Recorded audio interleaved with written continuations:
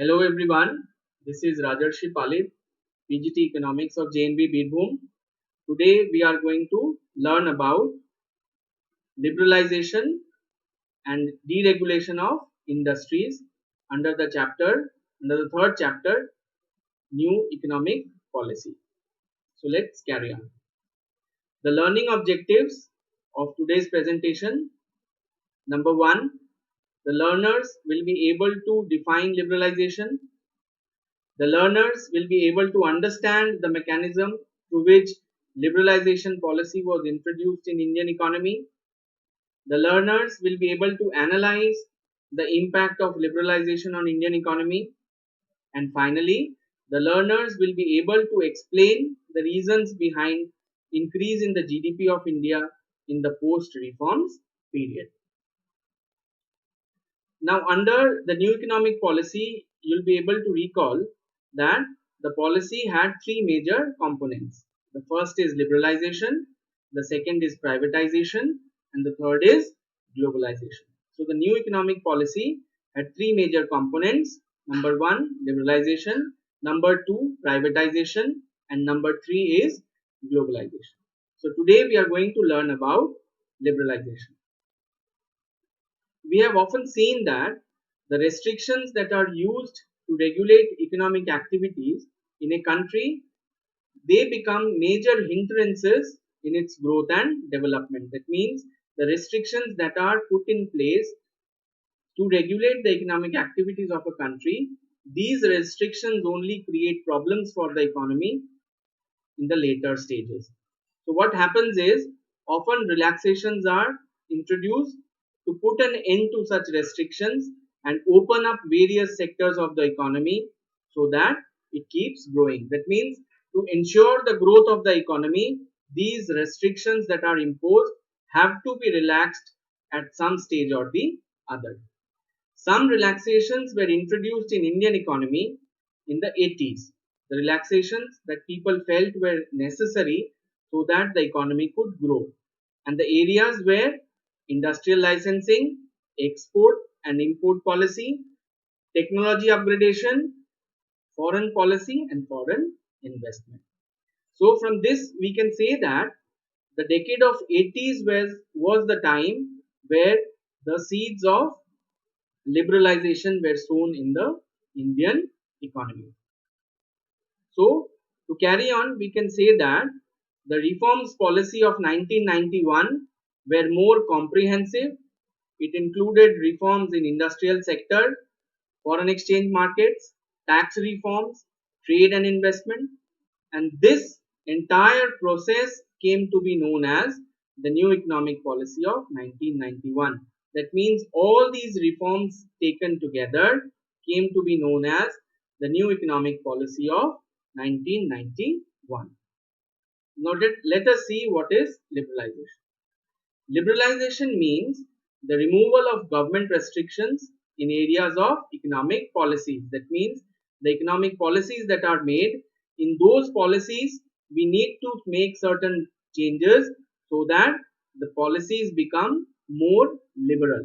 In other words, liberalization means removing trade barriers and creating a level playing field for all domestic as well as foreign producers. Now, from this diagram, or rather this graph, you can see that the rate of growth of India's GDP since 1984. From this graph, you can see that the rate of growth of GDP post reform period has been quite tremendous. The rate of growth at which the GDP has been growing is far more than the rate of growth of the GDP pre-liberalization or pre-new economic policy period. So from that we can infer that liberalization brought about a positive change in the growth rate of India's gross domestic product. Now reforms introduced under the policy of liberalization. Under the flag of liberalization, these 5 changes were made. Number 1 is deregulation of industrial sector. Number 2, financial sector reforms. Number 3 is tax reforms. Number 4, foreign exchange reforms. And number 5 is trade and investment reforms. All these 5 together make the policy of liberalization, or you can say liberalization policy consisted of reforms in all these 5 areas.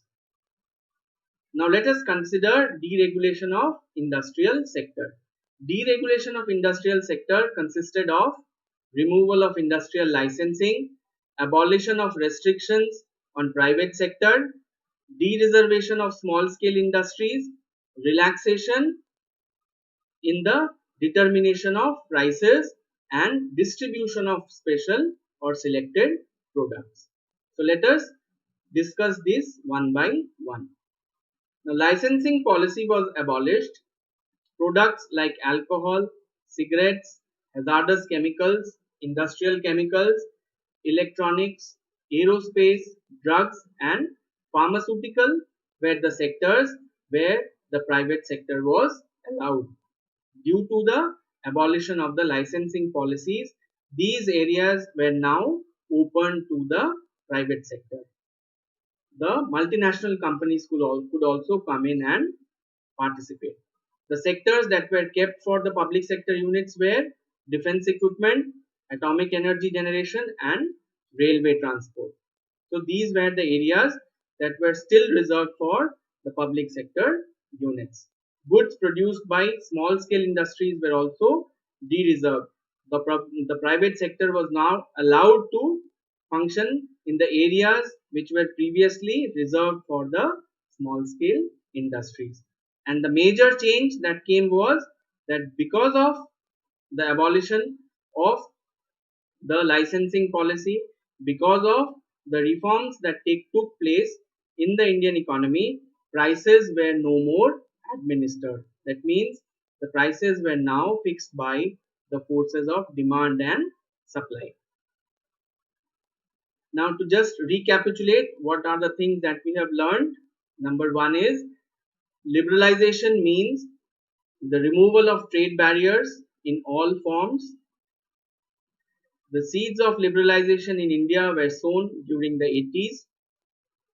Prices were now fixed by the market forces.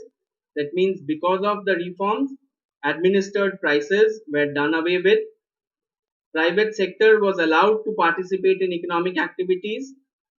Defense equipment, atomic energy generation, and railway transport were reserved for the PSUs. Remaining sectors were now open for private participation. Now here are some questions. The number 1 question: when was the new economic policy introduced in India? Next, what were the major areas of reforms under liberalization? Second, explain the reasons why the GDP of India grew at a much faster rate post reform period. And finally, how was the Indian economy benefited by liberalization?